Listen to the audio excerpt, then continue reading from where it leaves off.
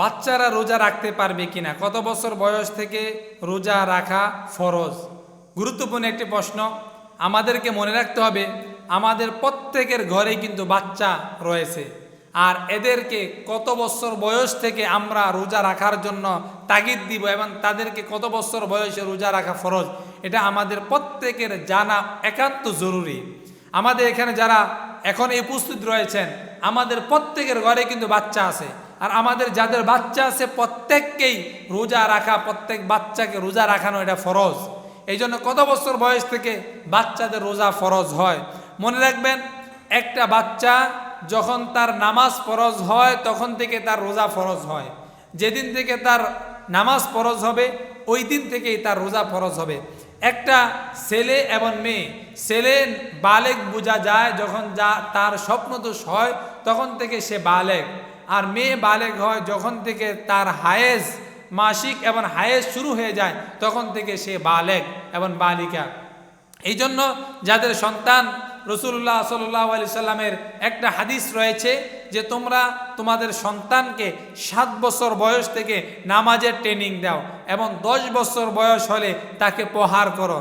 কারণ আপনার যখন নামাজের বয়স হয়ে যাবে তখন কিন্তু আপনি নামাজ পড়তে গেলে আপনার মন চাইবে না, এটার জন্য ট্রেনিংয়ের দরকার রয়েছে। এই জন্য রাসূল বলেছেন 7 বছর বয়স থেকে তোমাদের বাচ্চাদেরকে ট্রেনিং দাও যেন 10 বছর বয়সে তারা পরিপূর্ণরূপে একেবারে উপযুক্ত হয়ে যায়, আর ওই সময় যেন তারা নিয়মিত সালাত আদায় করে।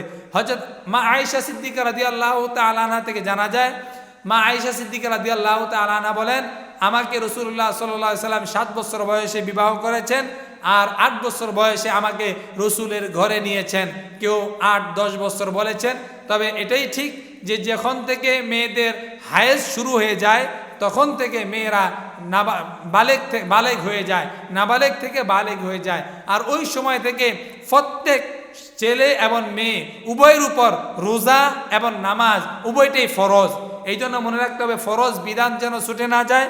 আর আমরা যারা পিতা রয়েছি, আমরা ঘরে কর্তা রয়েছি, আমাদের সন্তানগুলোকে নামাজ এবং রোজার বিষয়ে আমরা তাদেরকে তাগিদ দিব, কোনো কারণে যেন রোজা এবং নামাজ তাদের মধ্য থেকে ছুটে না যায়। আমরা অনেক সময় দেখি ফজরের সময় হয়ে যায় তখন আমাদের সন্তানগুলিকে আমরা জাগিয়ে তুলি না, বলি যে মেয়েটা ছেলেটা ঘুমাইছে, একটু ঘুমাক থাক, এখন তো ছোট মানুষ পরে পরে নিবে।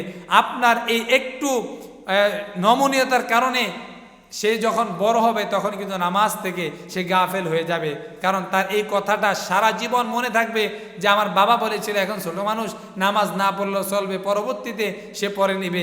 এই জন্য মনে রাখবেন, নামাজ এবং রোজা আল্লাহর হুকুম, ওয়ারকাউ ওয়াসজুদু, রুকু করো সেজদা করো, আল্লাহর বিধান, সিয়াম পালন করা আল্লাহর বিধান। এই জন্য মনে রাখতে হবে আল্লাহর বিধান যেন আমাদের মাঝ থেকে ছুটে না যায়। আমাদের সন্তানগুলোকে এখন থেকে আমরা ট্রেনিং দিব, এখন থেকে ট্রেনিং দিয়ে তাদেরকে বড় করব। তারা যদি রোজা রাখতে নাও পারে তাদেরকে আমরা অর্ধেক দিন রাখবো, আস্তে আস্তে ট্রেনিং দিব, 2 ঘন্টা 3 ঘন্টা করে। তারা একসাথে করতে গেলে তারা অসুস্থ হয়ে যেতে পারে। এই জন্য আস্তে আস্তে তাদেরকে ট্রেনিং দিয়ে 2 ঘন্টা 4 ঘন্টা 5 ঘন্টা অর্ধেক দিন ট্রেনিং দিয়ে এরপর আমরা তাদেরকে ঘরে তুলবো। তাহলে পরবর্তীতে তারা বালেগ হওয়ার সাথে সাথে রোজা রাখার জন্য উপযুক্ত হবে এবং রোজা রাখতে পারবে, আল্লাহ তাআলার হুকুম আদায় করবে, আল্লাহ তাআলার হুকুমগুলো মান্য করেই তার জীবনটাকে পরিচালিত করবে। আল্লাহ তাআলা আমাদের প্রত্যেকের ঘরের মেয়ে ছেলেকে চক্ষু শীতলকারী সন্তান হিসেবে কবুল করুক এবং আল্লাহ তাআলার হুকুম যথাযথভাবে পালন করার তৌফিক দান করুক। আমিন।